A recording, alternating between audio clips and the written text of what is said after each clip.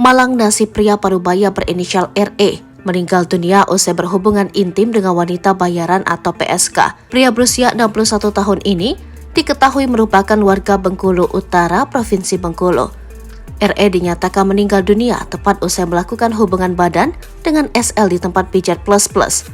Biasanya ada yang lain juga di situ, hanya kebetulan hari ini cuma ada saya dan dia, korban saja, ungkap SL.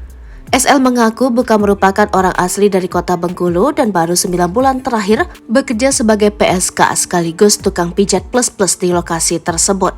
Rata-rata mereka juga hanya melayani tamu yang memang sudah mereka kenal sebelumnya. Korban RE sendiri sudah ia kenal sebelumnya dan juga sudah pernah beberapa kali berhubungan badan dengannya. Bahkan SL sendiri sudah menyimpan nomor kontak korban di handphone miliknya yang disimpan sesuai dengan nama asli korban. Sebelum korban ke Bengkulu, korban bahkan sudah menghubungi dan mengabari SL bahwa dirinya akan datang ke tempatnya untuk berhubungan badan.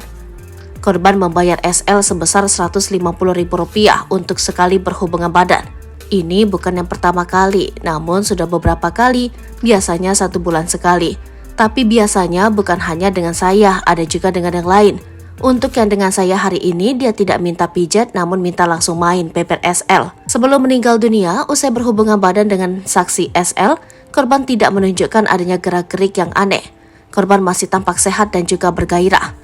Bahkan saat melakukan hubungan badan dengan korban, SL mengaku bahwa korban masih tampak bersemangat dan tidak ada gejala seperti korban mengalami sesak atau yang lainnya.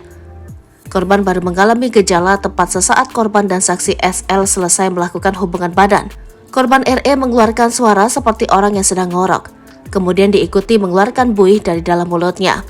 Saat dia seperti orang ngorok itu, saya sempat memanggil-manggil korban dan beberapa menepuk-nepuk bagian pipinya karena saya sangat cemas. Tapi akhirnya keluar seperti busa dari dalam mulutnya, dan korban sudah tidak sadarkan diri lagi, dan ternyata sudah meninggal dunia, kata SL.